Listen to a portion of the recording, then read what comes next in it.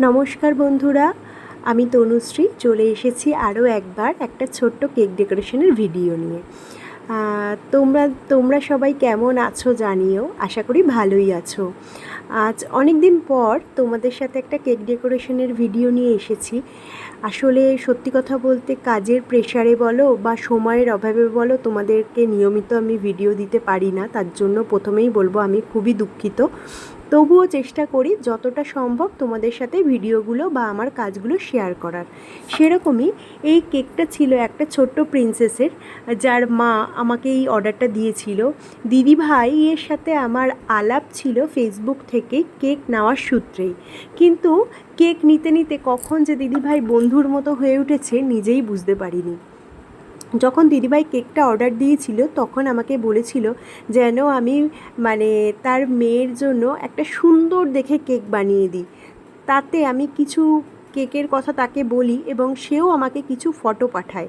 কিন্তু ফটো পাঠালেই তো হয় না, ফটো পাঠানোর পরে দিদিভাইয়ের একটা কথা যেটা আমার মন ছুঁয়ে গেছিলো, সেটা হচ্ছে সে আমাকে বলেছিল ফটোগুলো পাঠিয়েছি মানে এই নয় যে ফটোর মতোই তোমাকে হুবহু করে দিতে হবে, তুমি তোমার চয়েস মতোই করো, কিন্তু ফটোর থেকেও কিছুটা নিও, যাতে কি হয় যে অ্যাকুরেট কাউকে নকল করা না হয়, নিজেদের ক্রিয়েটিভিটিও থাকে, আবার হচ্ছে তার মতো দেখতেও থাকে।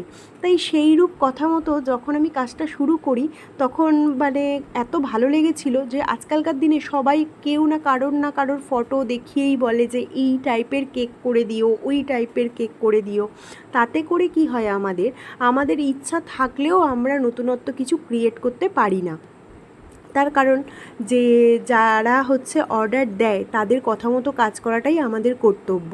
তাই আমরা চাইলেও সেখানে কিছু করতে পারি না। হ্যাঁ, কিছু 19-20 আমরাও করে থাকি যে এখানটায় আরেকটু বেটার করলে ভালো হতো, কি এখানটা আরেকটু এরকম করলে ভালো হতো, সেটা করি, বাট পুরো চেঞ্জ করে দিতে পারি না। কিন্তু দিদিভাইয়ের কথাটা আমার এত মন ছুঁয়ে গেছিলো যে সে বলেছিল তুমি তোমার ক্রিয়েটিভিটি দেখাও, জাস্ট আমি ফটো পাঠালাম জাস্ট তোমাকে একটা আইডিয়া দেওয়ার জন্য। তাই আমি আমার মতোই কাজ করতে থাকলাম। আর তার রিকোয়েস্ট ছিল যে কেকটা যেন খুব ডার্ক কালারের না হয়, হালকা কালারের হয়। তাই দেখো তার কথা মতোই আমি কাজ শুরু করে দিয়েছি। কাজগুলো করছি, তোমরা দেখতে থাকো।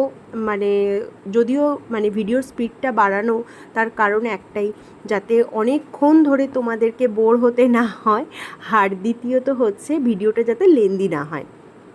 তারপর আস্তে আস্তে দেখো আমি রোজ বানিয়ে নিচ্ছি, রোজ বানানোটাও তোমাদের সাথে আমি শেয়ার করে দিলাম।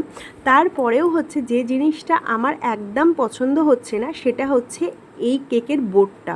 আমি চাইলেও এই কেকের বোর্ডটা ভালো বোর্ড দিতে পারছিলাম না, কারণ বেশি বড় বোর্ড আমাদের এখানে পাওয়া যাচ্ছিল না, ভালো ব্র্যান্ডেড বোর্ড, অথচ সেটা বড় আমাদের এখানে পাওয়া যাচ্ছিল না। তাই অগত্যা হচ্ছে যেরকম বোর্ড পেয়েছি সেই রকমই আমাকে কাজ করতে হয়েছে। এত দূর কেকটা করার পরেই দেখো কেকটা এত মিষ্টি লাগছিল যে কি বলবো।